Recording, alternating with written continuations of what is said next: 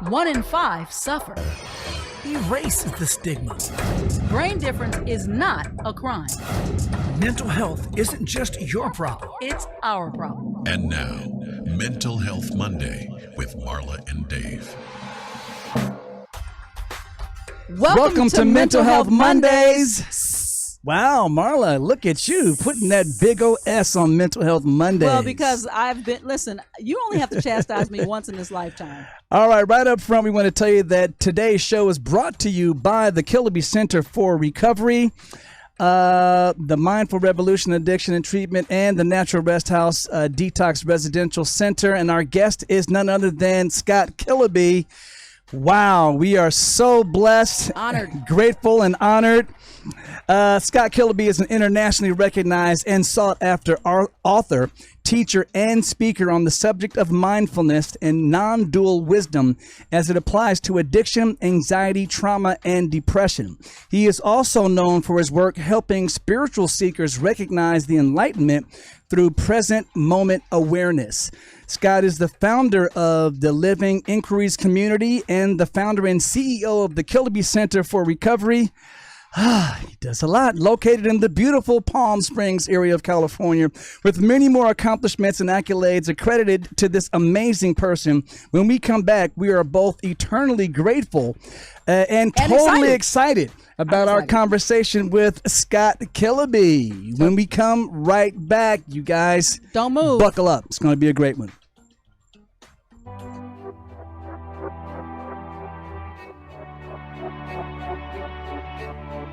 Help someone who is struggling by supporting the National Alliance on Mental Illness and be a part of the NAMI effect.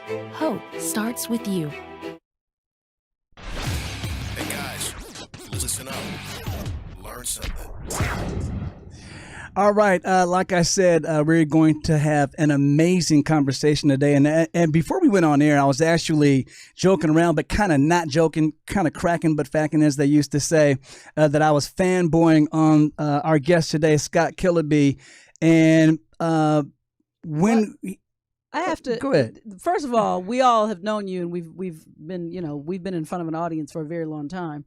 This is quite a statement you just made there. You're a non-fanboy type. And I'm going to tell you why. First of all, let's welcome Mr. Scott Kiloby. Thanks, Marla and Dave.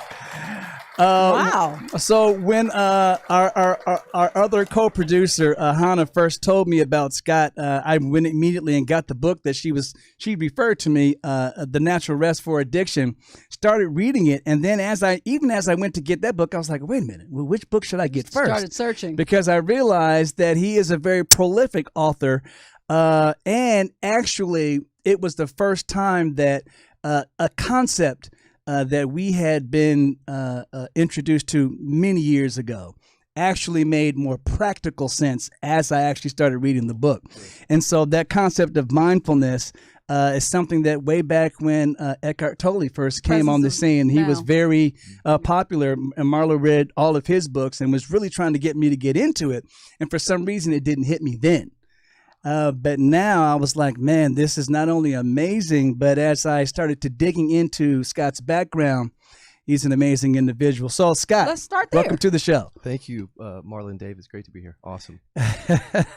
So why don't we go all the way back to the beginning? And I didn't even mention that you were a lawyer, a musician, as I'm a musician, a songwriter, and you had another whole life before this that led into a different kind of pathway that kind of led to this pathway. So why don't you bring us up to speed and give us a little bit about your background and history? Yeah, in my 20s, I guess starting from the age of 14, I wanted to be a songwriter and a musician and be famous. Yeah. And I devoted my whole life to that. And then, of course, that led to a drug addiction, which is why we're here probably today. And then I became an attorney at some point as a way to try to move away from the addiction, of course. That's what we do when we have addiction. So now, not to interrupt you, but I'm kind of interrupting. And now, were you over the addiction by the time you became the attorney? That's part of the story. Okay. So the worst 3 years of my addiction were the first 3 years of my being an attorney, if you can imagine. Wow. Yeah. So I hit rock bottom about 3 years into practicing law. And the rock bottom led me to get clean and sober and then eventually to this work. that I'm doing now. So now Wow. the initial process that about getting clean and sober, was that the 12-step program? It was, yeah. It And helped. so tell us about how that helped, and then the areas that you saw could be improved upon. Well, what it helped, there was a lot of support in that community, and it was my first foray into spirituality after being addicted to drugs and alcohol. So it was really helpful in the beginning. After a while, I started to, because I was a spiritual seeker. So I just. And what does that mean when you say Yeah, spiritual explain seeker? that a little bit. Yeah, it's hard. Like for those who have that bug, there are lots of people on earth who get that bug. They just start looking for something more, some sort of deeper freedom or truth. And it's like I call it like you get the bug. It's almost like you get the bug, and once you have it, you can't let go. And I went searching for answers all over the world outside of the 12-step program, and finally found this kind of work that I do now. And I'm gonna just ask you to just keep this as close as you can because you're in for Gotcha. yeah. There you go. Because it later people are like we wanted it, we couldn't hear.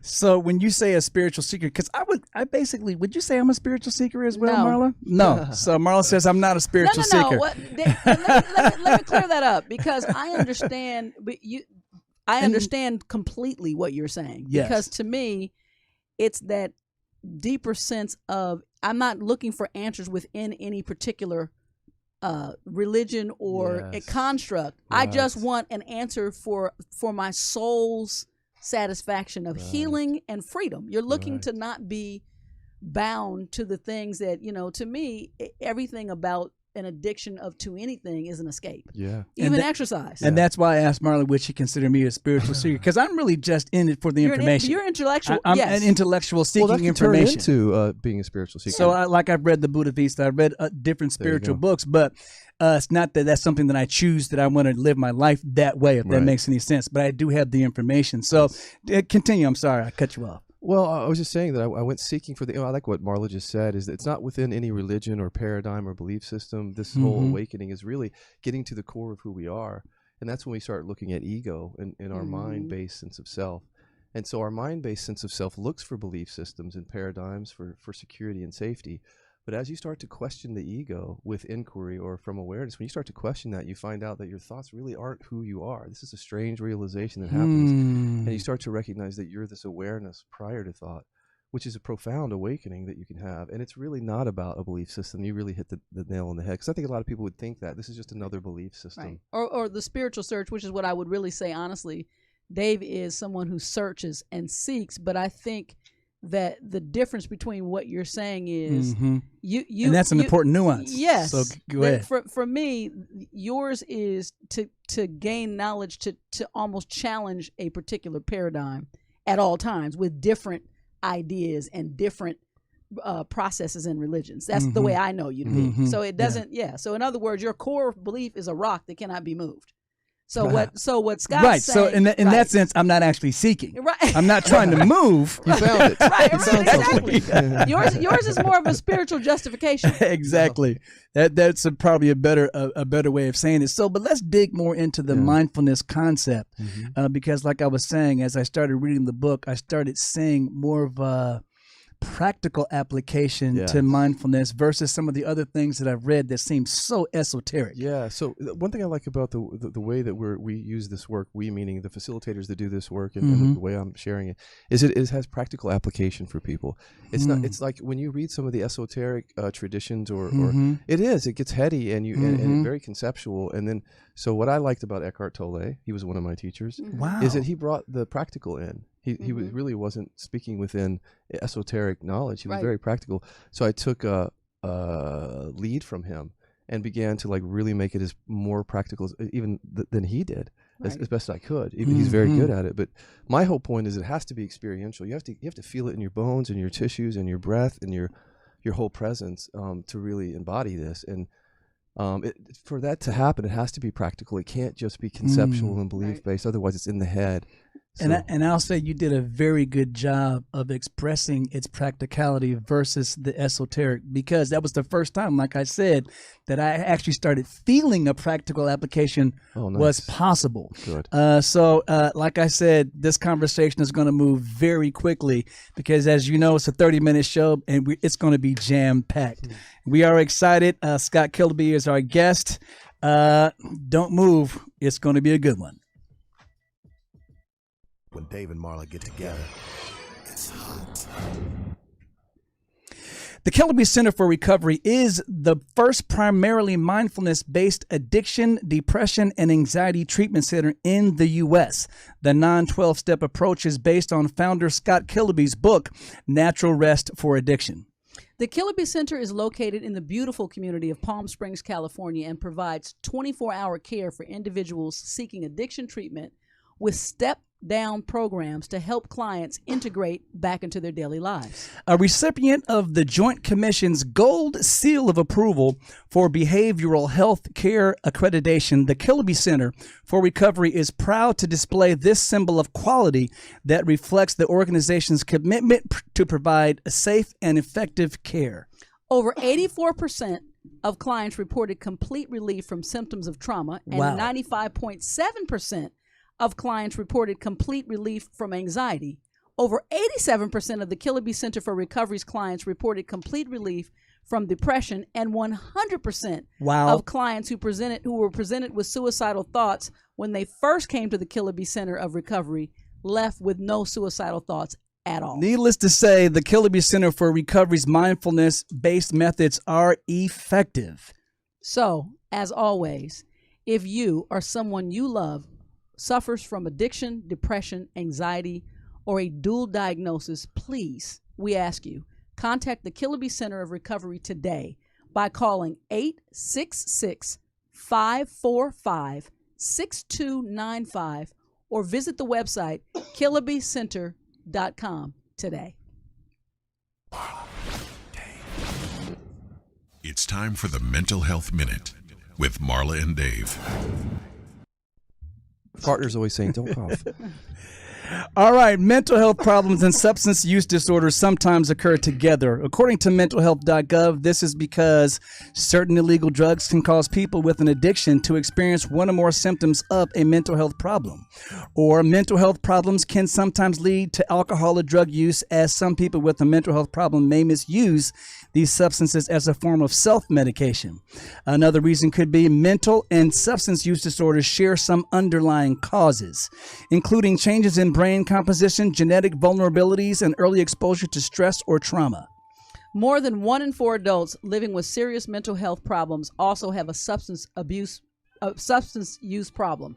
Substance use problems occur more frequently with certain mental health problems, including depression, anxiety disorders, schizophrenia, and personality disorders. If you or anyone you know is dealing with a dual diagnosis of a substance use disorder and another mental health condition, please, and I say again, please seek professional help.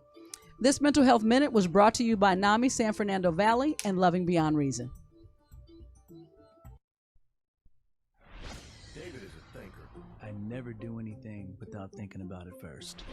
Marla is a feeler. I basically wear my personality on my sleeve. But when Marla and Dave get together, it's like a match dancing with a firecracker. I like the fact that Scott got that. He already knows who the match and who the firecracker is. And I think they might both be in me. I don't know. Yes, I'm just along for the ride. So Trust. I have personal questions so one of the things that drives me towards solutions is I would confess to being a person who has a deep discontentment. I can recognize I'm just not content. And when I think I'm where I need to be, there's more. Like, this was the mountain. Oh, wait, it wasn't high enough. That's just the hill to get me to the next mountain. I got to get over there. So I want to know how you plugged in the principles, which I understand, which are literally, you talk about mindfulness and presence, Being in the moment. to apply that to overcoming and maintaining a life free of addiction, because I recognize a lot of my habits are escape.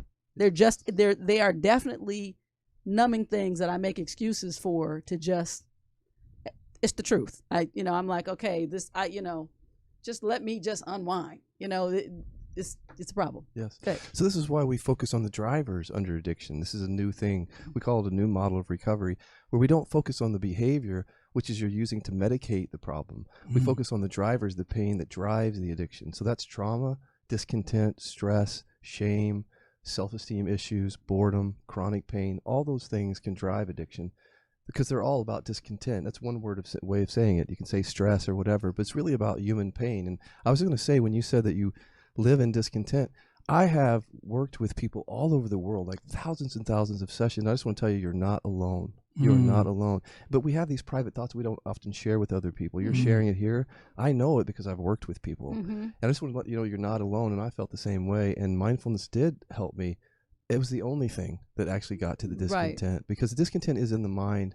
It's in the mind, the stories of the mind, and how we show up with, how the emotions show up with those stories about ourselves and our lives. And so mindfulness is about watching those thoughts and inquiring into them and letting go of those and getting into the body and feeling these feelings and letting go of those, so that we just live in presence and we're not hanging on to all that. So it's not even bizarre that as I've grown into connecting with myself, I tell him all the time now, I feel it often that I can now almost, I call it flying back from myself, and I can see myself and my intent and my everything in a moment without actually, it's gotten to that point, and I'm like, okay, well, I told somebody the other day, I feel sometimes like I'm wide awake in a nightmare of call me. I'm wide awake, but I know it's like, oh, I can't turn and look over there because I already know the monster's there, and I keep feeding them the wrong stuff, and I'm just expecting. I get it. Yeah. And so one thing we developed inquiry. I won't go much into it, but inquiry is a way of pulling up those demons that we hide in our consciousness, our unconsciousness. We pull them right up into awareness and face them directly. They're actually just thoughts and feelings, but they seem like monsters and real strong things when we avoid them and push them on our unconscious. By bringing them up into awareness, we see them for what they are. They're actually just thoughts and feelings. And does the monster get bigger the more that you ignore the monster? Bingo. And so after a while, you're overwhelmed with the monster, so to speak. Is speaking on that level, and then suddenly you're overwhelmed. Right. Most of our job at the treatment center and online with people is getting them to stop doing that and start bringing this stuff into the light of awareness and letting go of it. But yeah, it does fester, and that's why people come to us, because if they push it in their unconscious, it shows up as depression, anxiety, and addiction often. And that's why the whole world really is that way. Well, Scott, what comes first? And I'm going to ask questions that I know people want to know. In your mind, what comes first? Because our son, his formal diagnosis is bipolar 1 with schizoaffective disorder. But as we've gone through, he's now in his 30s, and as we've gone through an understanding of this journey, the question I had was, he at one point severe drug use, and so he, overcame, his addiction, to a large, meaning completely. But the bottom line is, what came first, the chicken or the egg? So when you mention this, you're mentioning, which a lot of people dismiss, or they separate mental brain differences and issues with a drug addiction and abuse, drug abuse and substance abuse. They're intrinsically linked. That's the issue. So people, if they grew up through child development, we grow up with carrying pain and not processing pain, and our ego develops, and some people develop a mental illness, as you know. And with that, then a substance abuse, a co-occurring substance abuse happens. And then as that happens, it looks like we're self-medicating and it's helping us, and it does in the beginning. But actually the substance use after a while compounds the mental illness. Right. And when we treat people, we have to show them that they're intrinsically related and one drives the other. And then sometimes we have to integrate medicine with spirituality too. Right. For sure. Man, well, you guys can hear the music just when and it always comes at the wrong time for me, because this conversation is through the roof for me. Scott, when we come back, what I really want you to touch on is when that monster gets overwhelming, and especially as you mentioned, if you have a history of drug use or mental health or the lack thereof, is that really just being out of balance as far as some of those areas are concerned? And I want you to answer that as soon as we come right back. When we come back, don't move. You got to hear it.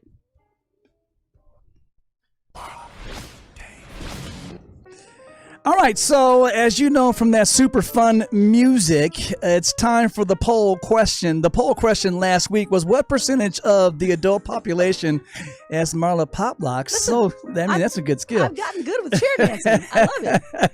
What percentage of the adult population in the U.S. suffer from mental illness? Your options were A, 11%, 18%, or 23%. Scott, what would you think? 23, but I'm not sure. All right. Well, there was a time where the answer was even higher than that, but now we've gotten it down. And I say we've worked hard at erasing the stigma and getting those numbers down, but it's down to 18% now. Marla, what's the poll question for next week? I thought you'd never ask. I did. The poll question next week is, what percentage of Americans live with a serious mental illness such as schizophrenia, bipolar disorder, or major depression? Your choices: A, 1%, B, 4%, or C, 7%. And we, as always, because we're gracious hosts, we're going to give Mr. Kiloby a chance to answer that. So your question again is, what percentage of Americans live with a serious mental illness like bipolar, schizophrenia, and major depression? 1%, 4%, or 7%? Ooh, that's a hard one. 4%? Well, he is an that's expert. his answer, and you have to give your answer on our social media. And so we'll let you know if he won the golden egg next week. And you guys, make sure you follow our social medias. And when you see these poll questions come up, what do you do, Marla? You have to vote. There you go.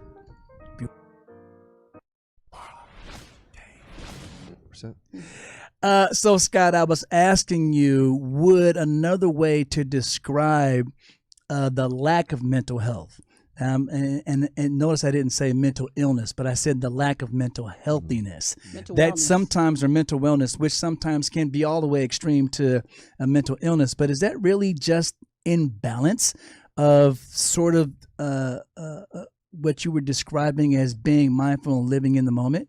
Yeah, people who don't register as having a mental illness still have a mental health imbalance.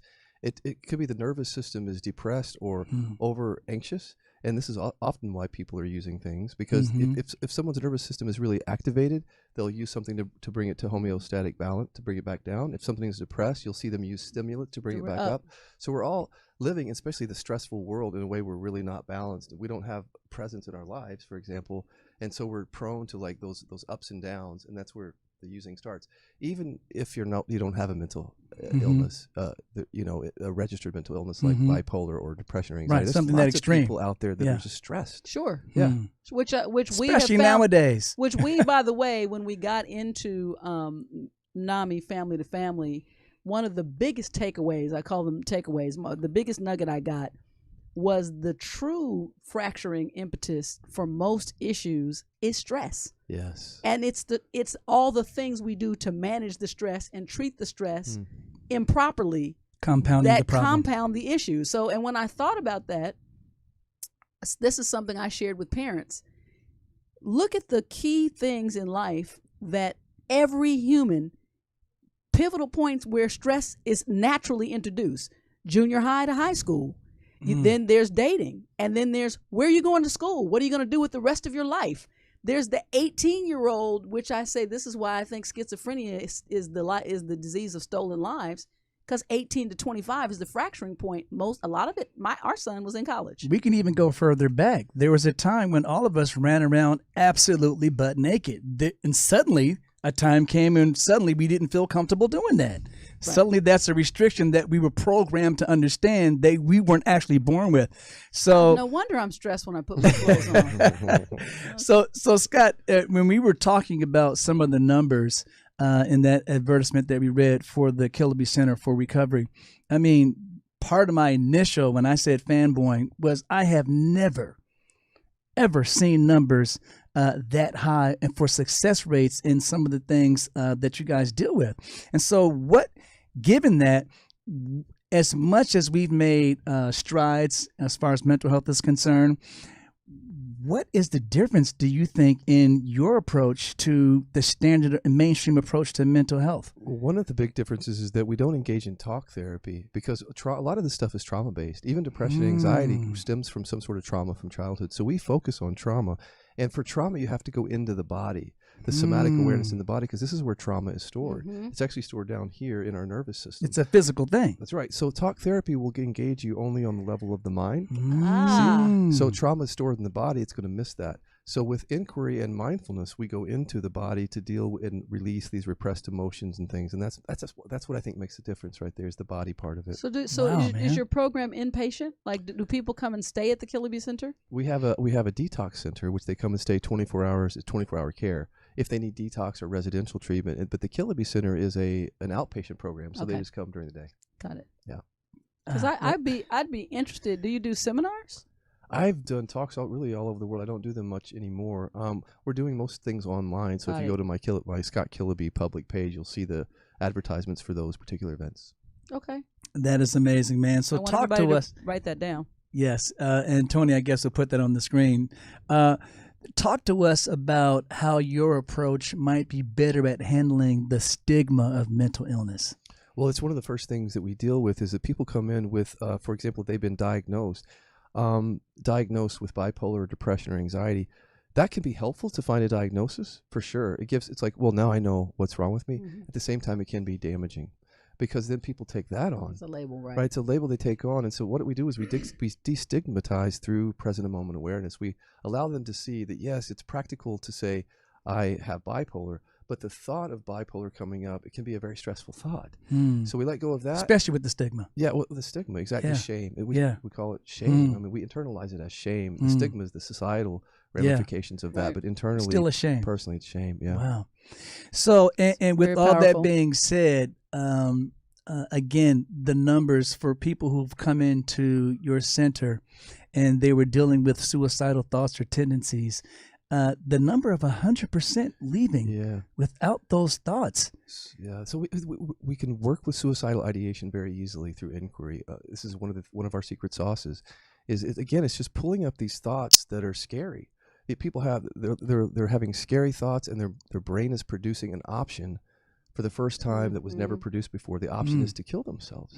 So through inquiry, we could just let those thoughts go and get into the body where the pain is and the fear and let that go. And then they get over the hump of suicidal ideation. But then they have to deal with the anxiety, Right. the depression, and the trauma or the mental illness after that. So before we actually go to break, I need to let you touch on parity laws.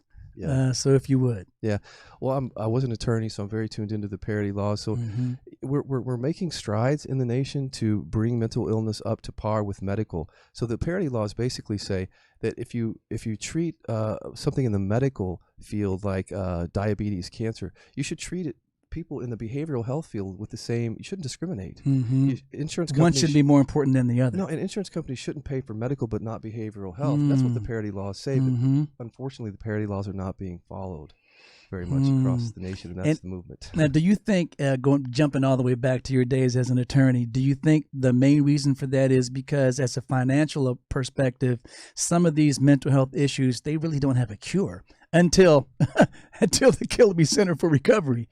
Yeah, and ours isn't really a cure because it's ongoing mindfulness. It's not like you come there and you get fixed. It's you not stay. like a cold. You don't take. But I'm saying, but your success rate, is that now, could that be a way to turn that corner for the parity laws, do you think? I think so. The insurance companies have to be open to it first. Right now, they're not closed, and only the lawmakers are making them open to it. Yeah. Until they're forced to be open to it by law, they're not going to listen to us that much because they don't want to pay. I hate to say Not, that. right, it's not It's nothing true. in it for them. Hey. You took the words out of my mouth. And all of us who have dealt with these issues know that very firsthand. As we promised a lot of great information, we hate that we always comes to an end. We'll be right back. Bad. You're worthless. Don't trust them. They'll hurt you. You're worthless. It's pointless.